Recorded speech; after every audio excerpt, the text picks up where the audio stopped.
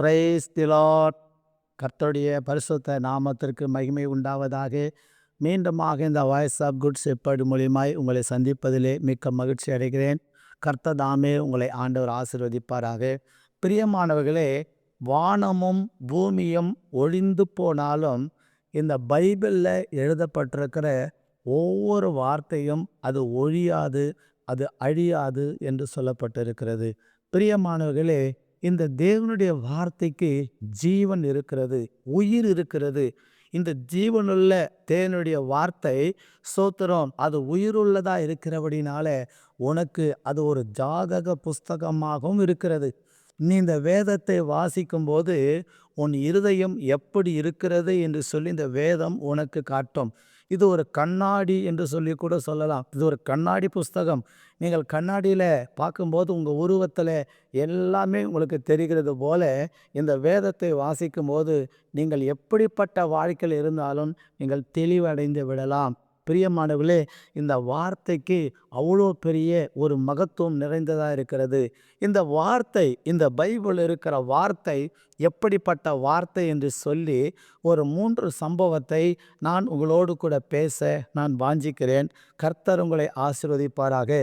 ஏசாயா தீர்க்க தரிசன புஸ்தகம் 45வது அதிகாரத்திலே 18வது வசனம் இப்படியாய் சொல்லுகிறது. வானங்களை சிருஷ்டித்து பூமியையும் வெறுமையாய் இருக்க சிருஷ்டியாமல் அதை குடியிருப்புக்காக செய்து படைத்து அது உருவீர்படுத்தின தேவனாகிய கர்த்தர் சொல்லுகிறதாவது, நானே கர்த்தர், வேறொருவர் இல்லை என்று சொல்லப்பட்டிருக்கிறது. பிரியமானவர்களே, வானங்களை கர்த்தர் சிருஷ்டித்தது மாத்திரமல்ல, அவருடைய வேதத்தில் சொல்லப்பட்டிருக்கிறது, வானங்களை அவர் சிருஷ்டித்தது மாத்திரமல்ல, இந்த பூமியை வெறுமையா விடாமல் என் தேவனாகிய கர்த்தர் அதை மனுஷர்கள் குடியிருப்புக்காக, மனிதன் குடியிருப்புக்கு தேவையான எல்லா வளங்களையும் தேவன் இந்த பூமியிலே படைத்து நமக்காக வைத்திருக்கிறாராம். அல்லேலூயா. அப்படியானால் நாம் ஆண்டவராக இயேசு கிறிஸ்து எவ்வளவு பெரிய ஒரு மகத்துவம் உள்ள தேவன் என்று சொல்லி பாருங்க. இந்த வேத வாக்கியங்கள், இந்த வேத வசனங்கள் எல்லாம் எப்படிப்பட்டது என்று சொன்னால், தேவனுடைய வார்த்தையானது வெறுமையிலிருந்து எல்லாவற்றையும் சிருஷ்டிக்க வல்லமை கொண்டது. அல்லேலூயா. வெறுமை, தேவன் இந்த பூமியை படைத்த போது இது வெறுமையா இருந்தது. வெறுமையாக இருந்த இந்த பூமியை தேவன் மரம் செடி கொடிகளால், பறவைகளால், ஊரும் பிராணிகளால், பறவைகளால் தேவன் நிரப்பி வச்சிருக்கிறார். அப்படியானால் இந்த தேவனுடைய வார்த்தையானது வெறுமையிலிருந்து எல்லாவற்றையும் உருவாக்குவதற்கு வல்லமை கொண்டது இந்த வார்த்தை. இந்த வார்த்தையை நீங்கள் விசுவாசிங்க, உங்களுக்கு எல்லாம் நன்மையாய் நடக்கும். 2வதாக, நீங்கள் யோவான் 4ஆம் அதிகாரம் 49லிருந்து 54 வரை வாசிக்கிறேன் என்று சொன்னால், அங்கே ஒரு ராஜாவுடைய மகன் மரண அவஸ்தையில் இருக்கிறான். ஆண்டவரிடத்தில் வருகிறார்.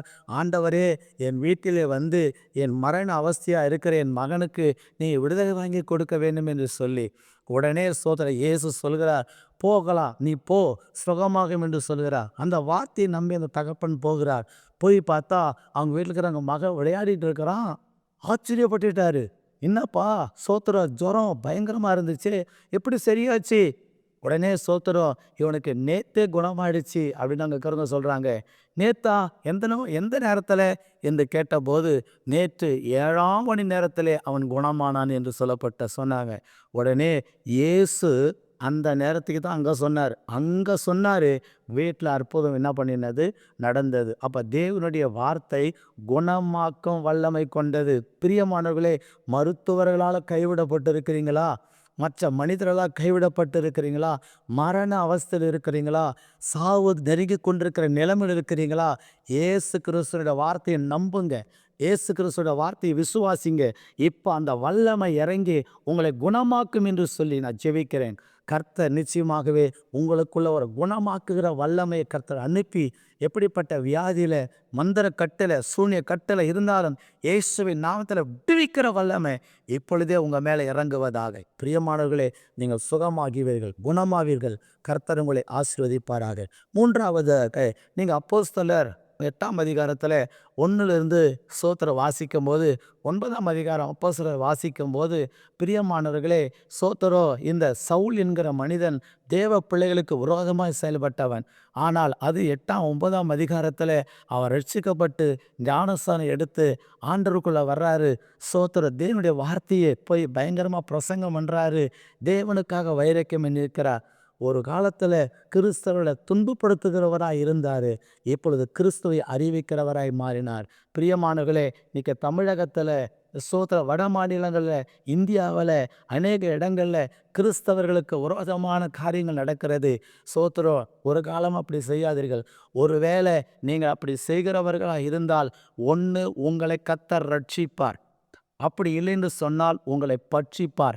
அப்படி இல்லைன்னு சொன்னால் உங்களை ஸ்தோத்திரம் நிர்மூலமாக்கி விடுவார். இந்த 3 காரியங்களை கர்த்தர் செய்வார். ஒன்று, ரட்சிப்பார். ரட்சிப்பதற்கு வாய்ப்பு கொடுப்பார். இயேசு அழிக்கிற தெய்வம் இல்லை. அழிக்கிறதுக்காக அவர் வரல. உங்களை ரட்சிப்பார். கிறிஸ்தவர்களுக்கு விரோதமாக எழும்புகிற எத்தனையோ பேர் ஆண்டவருக்குள்ள வந்திருக்கிறாங்க. இந்த சவுல் கிறிஸ்தவர்களுக்கு விரோதமாக செயல்பட்டவர். கடைசியில் கிறிஸ்துவை அறிவிக்கிற பாத்திரமா இயேசு கிறிஸ்து மாற்றினார். அப்படியானால் எந்த மனுஷனையும் தேவன் பக்கம் திருப்புவதற்கு வல்லமை கொண்டது இந்த வார்த்தை. அதனால் இந்த வார்த்தையை நம்புங்க, வார்த்தையை விசுவாசிங்க, இந்த வார்த்தையின் மேலே நம்பிக்கை வைங்க. இயேசு உங்களை ஆசீர்வதிப்பாராக. மந்திர கட்டில் காணப்பட்டவன் நான்.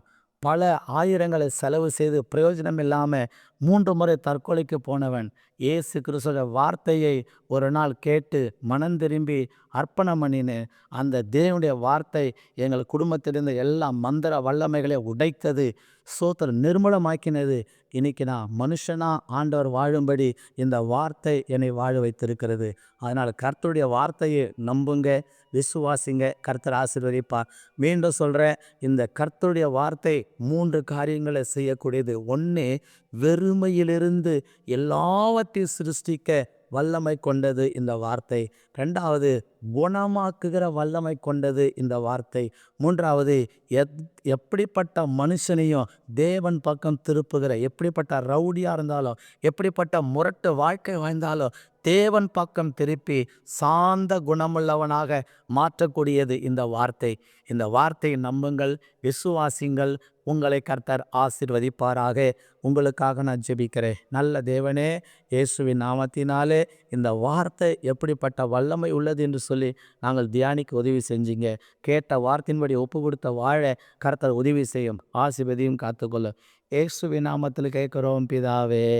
ஆமேன், ஆமேன், ஆமேன். God bless you. கர்த்தர் உங்களை ஆசீர்வதிப்பாராக. ஆமேன்.